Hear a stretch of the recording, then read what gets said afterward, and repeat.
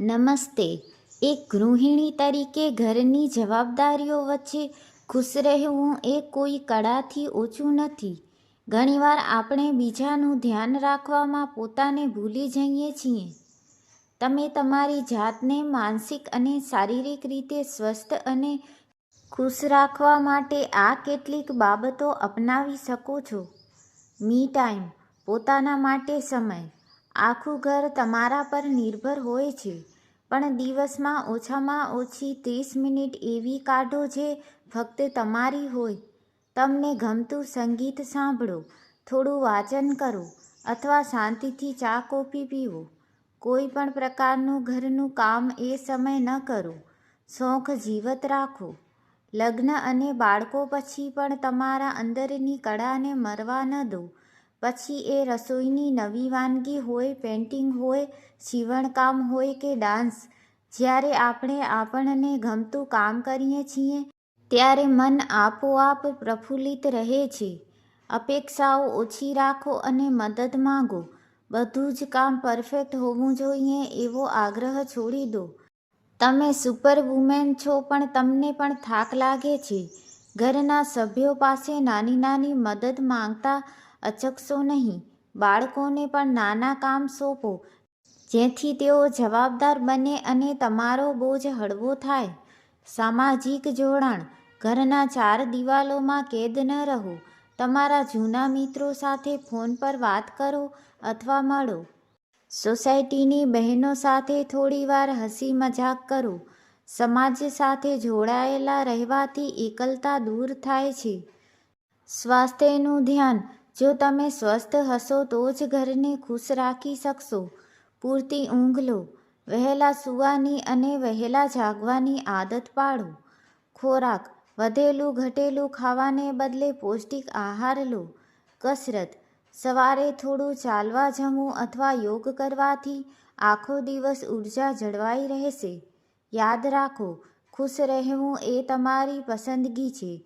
જો તમે અંદરથી સંતુષ્ટ હશો તો તમારા ઘરનું વાતાવરણ પણ આપોઆપ સકારાત્મક બની જશે. કામનું યોગ્ય આયોજન. ક્યારેક કામનો પહાડ જોઈને જ અડધો થાક લાગી જતો હોય છે. To-do list. સવારે અથવા રાત્રે જ નક્કી કરી લો કે કયા કામ સૌથી મહત્વના છે. રોજિંદી આદત. બધું જ એકસાથે કરવાને બદલે કામને વહેંચી દો. જે દિવસે મોટું કામ જેમ કે સફાઈ હોય તે દિવસે રસોઈ સાદી રાખો. તમારી સુંદરતા અને લુક પર ધ્યાન આપો. ઘરમાં હોઈએ એટલે ગમે તેવા કપડાં પહેરીને રહેવું જરૂરી નથી. સવારે તૈયાર થઈને સારા અને સુઘડ કપડાં પહેરવાથી તમારો આત્મવિશ્વાસ વધે છે.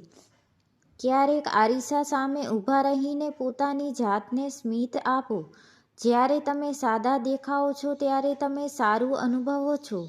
કંઈક નવું શીખતા રહો. મગજને વ્યસ્ત અને તેજ રાખવા માટે નવું શીખવું જરૂરી છે. કોઈ નવી ભાષા શીખો. ઓનલાઈન ફ્રી કોર્સ કરો અથવા ગાર્ડનિંગ, બાગકામ જેવી પ્રવૃત્તિ શરૂ કરો. ટેકનોલોજીનો ઉપયોગ કરતા શીખો જેથી તમે દુનિયા સાથે કદમ મિલાવી શકો. ના પાડતા શીખો. ઘણીવાર આપણે ઘરના સભ્યો કે સંબંધીઓને ખોટું ન લાગે એ માટે આપણી ક્ષમતા બહારના કામ સ્વીકારી લઈએ છીએ. જો તમારી તબિયત સારી ન હોય કે તમે ખૂબ થાકેલા હો તો વિનમ્રતાથી ના પાડતા શીખો. તમારી જાતને પ્રાથમિકતા આપવી એ સ્વાર્થ નથી, પણ માનસિક શાંતિ માટે જરૂરી છે. Digital detox. સોશિયલ મીડિયા પર બીજાના પરફેક્ટ જીવનના ફોટા જોઈને પોતાની સરખામણી કરવાનું બંધ કરો. મોબાઈલના વધુ પડતા ઉપયોગથી સમય બગડે છે અને માનસિક થાક લાગે છે.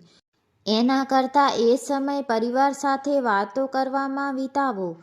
એક નાનો ફેરફાર જે તમે આજે કરી શકો. સમય પ્રવૃત્તિ ફાયદો.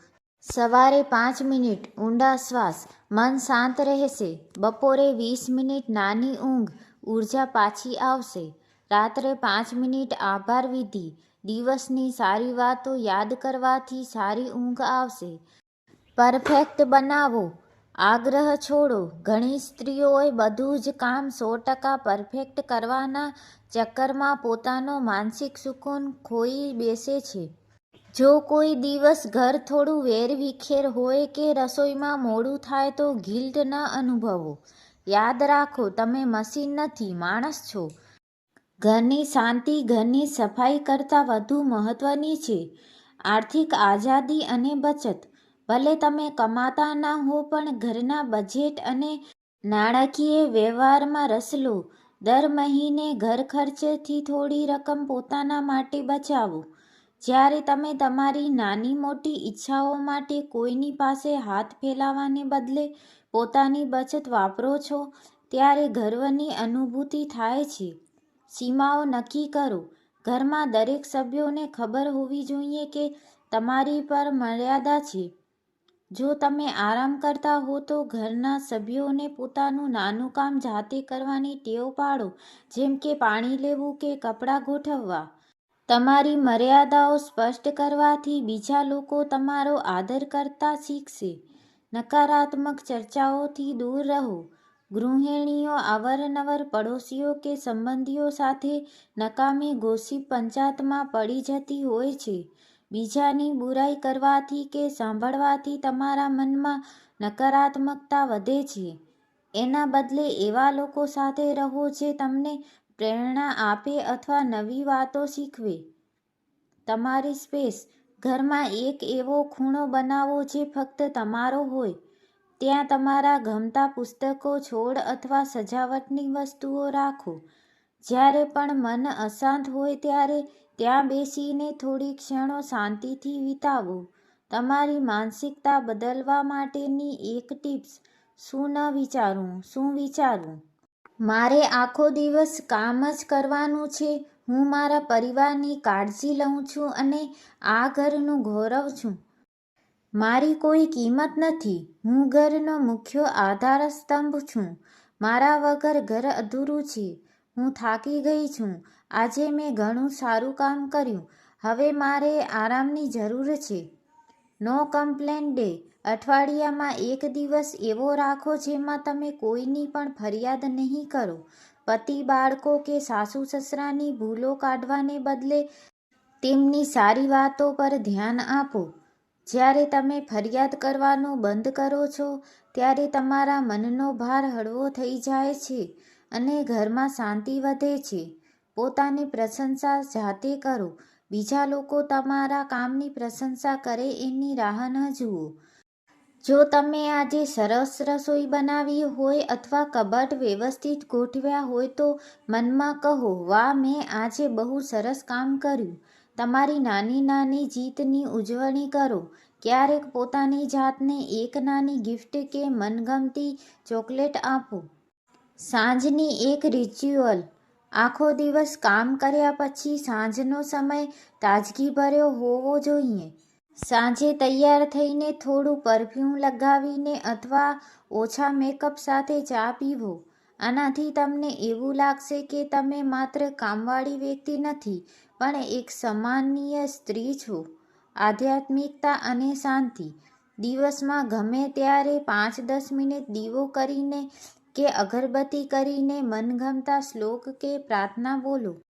ટ્યુશન ક્લાસ, હોમમેડ નાસ્તો કે અથાણાં, ઓનલાઈન રીસેલિંગ, મીશો વગેરે દ્વારા જ્યારે કોઈ સ્ત્રી પોતાના દમ પર થોડા પૈસા કમાય છે, ત્યારે તેની ખુશી અને માન-સન્માન અનેક ગણું વધી જાય છે. સૂત્ર. જો ગૃહિણી ખુશ હોય તો ઘર ખુશ. જો ગૃહિણી તણાવમાં હોય તો આખું ઘર તણાવમાં હોય.